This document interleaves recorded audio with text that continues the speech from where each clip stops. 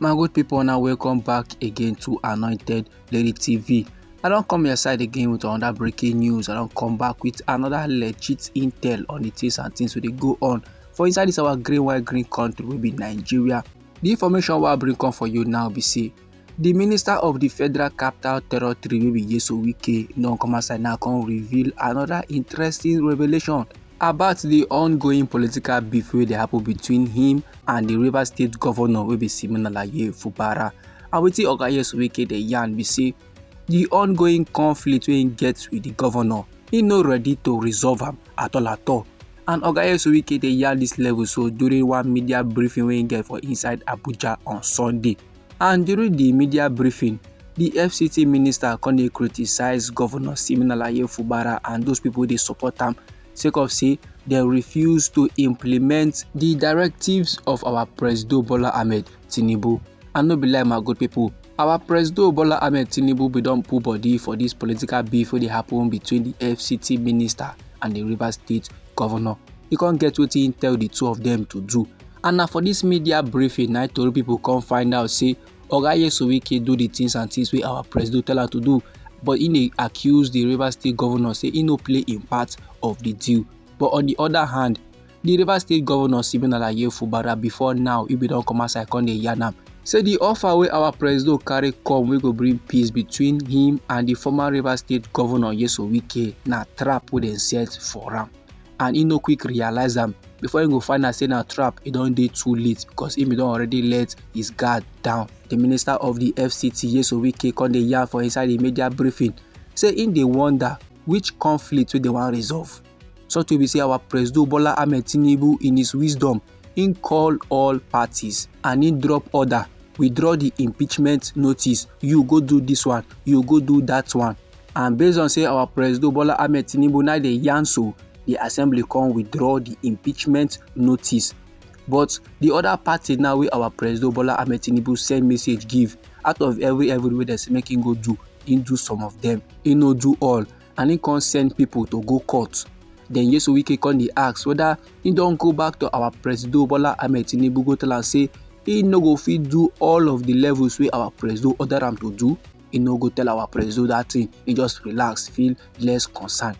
And he will be Wike, he never see this kind of thing before for a life. He say for a president to call all parties and one party can't go back go dey talk say na political something. Who does that? So this my good people now wetin Oga Wike will be the minister of FCT dey yarn for inside the media briefing. And this according to him now why he no go resolve the conflict wey he get with the Rivers State Governor. And another shocking part of this conflict be say even before now, the minister of FCT don't still be appear before 30 people they are channeling on the vow say he no go lie forgive the Rivers State Governor. He no go settle the quarter wey he get with him at all. Say even if heaven won't fall, make him fall. And even if heaven fall, that one go even better pass. Everybody go kukuma go face judgment. And my good people, you know say this crisis, so this political beef, this quarter between Sir RI0US will be the governor of Rivers State and the minister of FCT will be Wike. Now since the year 2023, 19 for start, just few months after they inaugurate Sir RI0US as governor of Rivers State. The struggle between these two matured men now is allegedly due to the control of the political resources of Rivers State. These men now they die for political structure of the state. And now the rivalry between these two mature men will be padi before, it don't kukuma mature. It don't escalate into a fierce struggle over the leadership of the People's Democratic Party for inside Rivers State. Now they don't degrade who will be the head of the People's Democratic Party for inside Rivers State. And like this now my good people, tension it don't increase gear after a Port Harcourt High Court where they presided over by Justice Stephen Jumbo can issue an order on the 13th day of January for inside this year 2025. And the order by the court they restrain the Rivers State local government and ward executive committees where they led by the man with the lawyer to Wike, and I'm talking about the one and only Aaron Chukwuemeka. And the court ordered them from functioning. And based on this court order, the camp of RI0US can't be happy because the order it favored them no be small.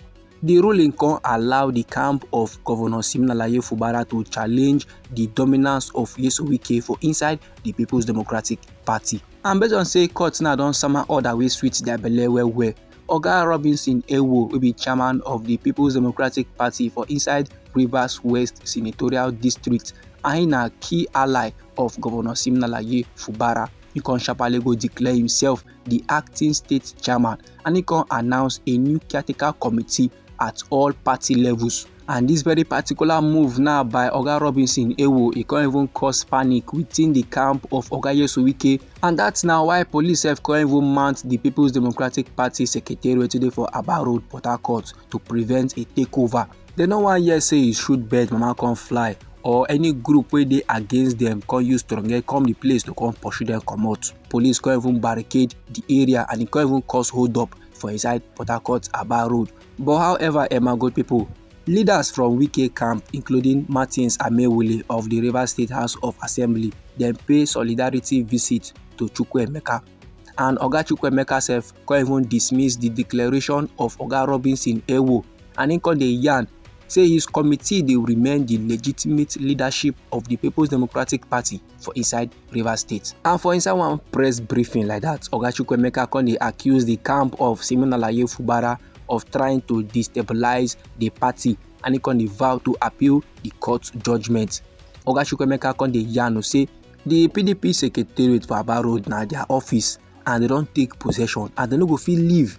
Say whatever court judgment wey the camp of Fubara don go acquire, say they go appeal am and they will follow due process and they go ensure say peace and order last enter Rivers State. And based on say they need peace for inside Rivers State, they cannot continue to file one litigation after another.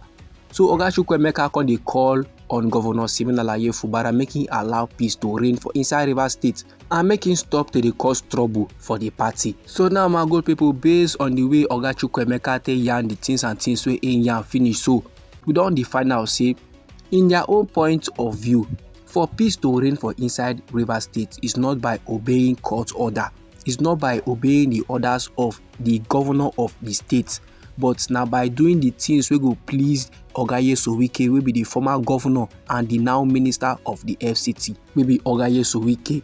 They want make Siminalayi Fubara, wey be the governor of Rivers State, just fold in hands and allow the wish of the men wey dey loyal to Nyesom Wike be done for inside Rivers State. This my good people, now the information I want share give the general public. Anyhow, the thing be you for body, feel free make you drop them inside our comment section. Now we be Anointed Lady TV and now we dey like give on a legit intel on the things and things where they go on for inside the country Nigeria. So if you like the way we they drop the news and you go like to receive more, try make you subscribe to this channel and try make you put on the notification bell so that as we bring more news they come, now you go first receive the updates and you go even get them sharp. Meanwhile, me they come your side again with on that legit intel for you my good people. Try make it no go anywhere.